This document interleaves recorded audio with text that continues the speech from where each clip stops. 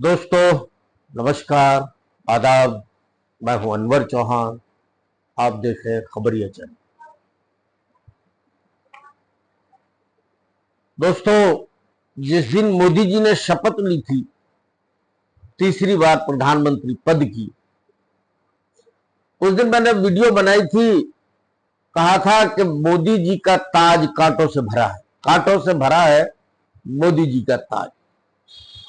उसकी शुरुआत हो चुकी है और कांटों के ताज के बारे में जो कहा था मैंने, तकलीफों का उसका जिक्र था। मुसीबतें मोदी जी की शुरू होने वाली है।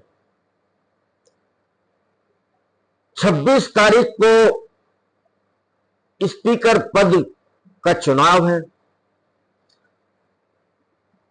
मोदी जी और अमित शाह जी चाहते हैं कि स्पीकर भारतीय जनता पार्टी का होना चाहिए, जबकि चंद्रबाबू अड़े हुए हैं कि नहीं, स्पीकर तो तेलुगु देशम पार्टी का ही होगा।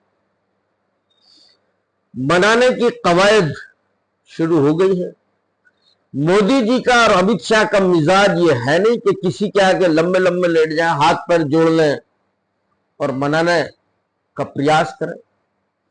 इसलिए आहिस्ता से अब मोदी जी और अमित शाह ने आहिस्ता से राजनाथ सिंह को आगे कर दिया कि आप बनाइए। राजनाथ सिंह के घर पर आजकल बैठकों का दौर चल रहा है। याद कीजिए, अंदाजा कीजिए, पिछले 10 साल में राजनाथ सिंह के यहां कोई बैठक नहीं होती थी। बैठकें होती थी अमित शाह के घर पर या मोदी जी के यहां। लेकिन मरता क्या ना करता, सरकार चलानी है तो बनाना तो पड़ेगा ही। अब दो ही बातें हैं, या तो तेलुगु देशम पार्टी का ही स्पीकर होगा, और यदि भाजपा का हुआ तो उसके एवज में धन देना पड़ेगा चंद्रबाबू नायडू को। चंद्रबाबू नायडू के यहां उनके प्रदेश की, आंध्र प्रदेश की हालत बेइंतहा खस्ता है। लेकिन अब चंद्रबाबू नायडू अपने प्रदेश को माला माल करना चाहते हैं, और माला माल होगा यदि मोदी जी को सरकार चलानी है तो जितना पैसा मांगते हैं चंद्रबाबू नायडू वो उनको देना पड़ेगा, और दिया जाना शुरू भी हो गया। मैंने कहा कांटों से भरा है मोदी जी का ताज। आपने कल सुन लिया राहुल गांधी ने क्या कहा है इंटरव्यू के अंदर, कि टूट गया मोदी जी का अहंकार, डर खौफ जो था मोदी जी का, दहशत, जो लोग डरते थे उनसे, जो एक कॉकस बना रखा था, जो उनका ऑरा था, टूट गया है वो। मोदी जी बहुत कमजोर हो गए। मोदी जी इस वक्त बहुत कमजोर है। वैसे उनके हाव भाव भी बताते हैं, मोदी और अमित शाह का चेहरा भी बताता है। हवाइयां उड़ी हुई है दोनों के चेहरों पर से। आगे उन्होंने इंटरव्यू में कहा कि बहुत कमजोर सरकार है, और राहुल गांधी कहते हैं कि एनडीए के कुछ सहयोगी दल हमारे भी संपर्क में है, जब चाहे सरकार गिर सकती, किसी भी वक्त सरकार गिर सकती है। इतने कमजोर है मोदी जी, चाह करके भी कुछ नहीं कर सकते, क्योंकि उनका जो नेचर है, उन्होंने जो अपनी छवि बनाई, और छवि ऐसे ही नहीं बनाई है, उस छवि बनाने के लिए बाकायदा काफी धन खर्च किया उस पर। छवि बनाने के लिए बहुत सारी एजेंसियों को हायर किया। एक मैं अहंकारी मोदी जी की जो छवि है कि मोदी किसी से मशवरा नहीं करते, फरमान जारी करते। तो फरमान जारी तो इस सरकार में होना बड़ा मुश्किल काम है। अब नहीं होंगे फरमान जारी। अब तो सहयोगियों की मदद से ही सरकार चलेगी। यह सरकार मोदी और अमित शाह की सरकार नहीं है, ये सरकार तो एनडीए की सरकार है। ब्लैकमेल करना चंद्रबाबू नायडू ने शुरू कर दिया है।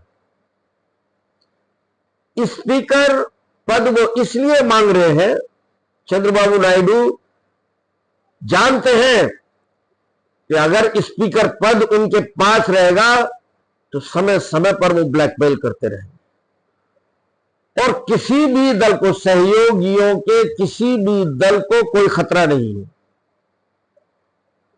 ये बात भी पक्की है। चंद्रबाबू नायडू के दल को अमित शाह पहले ही तोड़ चुके हैं। उनके 4 राज्यसभा सांसदों को तोड़ करके भाजपा में शामिल कर लिया था। दूध का जला छाछ को फूंक फूंक कर पीता है।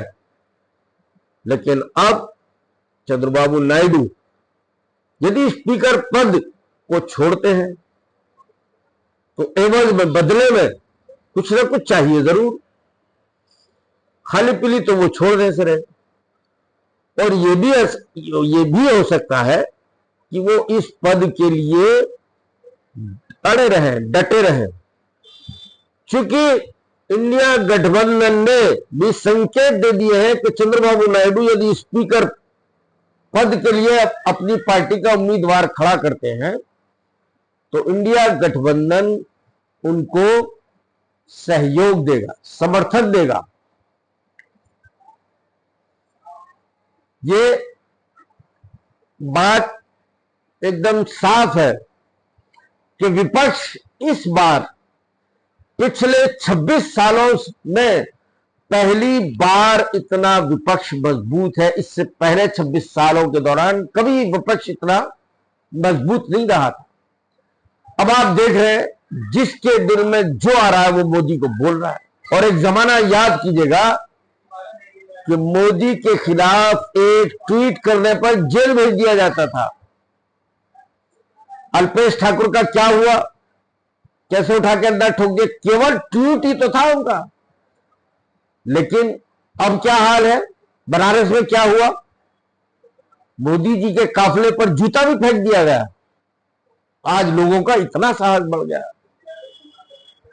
अब मोदी जी इन हालात में समझौता करेंगे, झुक के सरकार चलाने के समझौता करेंगे,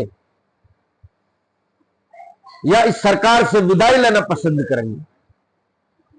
खैर कुछ भी हो, मैंने जैसा कि कहा था और तफसील से गिनाए थे कि मोदी जी की राह में कितने सारे रोड़े हैं, कितने सारे कांटे हैं।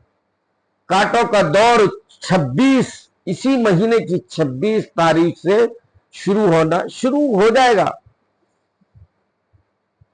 ये चुनाव बताएगा जब रस्साकशी होगी कि मोदी जी अपने आप को बदलते हैं या समझौता कर लेते हैं। दो ही बातें हैं।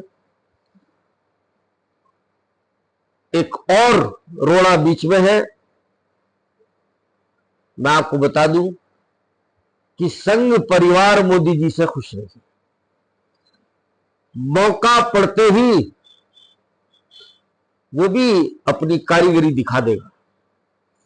संघ ने संकेत तो दे दिए हैं, बोल दिया है। अहंकारी नहीं होना चाहिए इंसान को। किसकी तरफ इशारा किया है? मोदी जी की तरफ। किसने किया? संघ परिवार। तो संघ के बीच और मोदी जी के दरमियान 36 का आंकड़ा है। ये भी कोई ना कोई गुल खिल सकता है।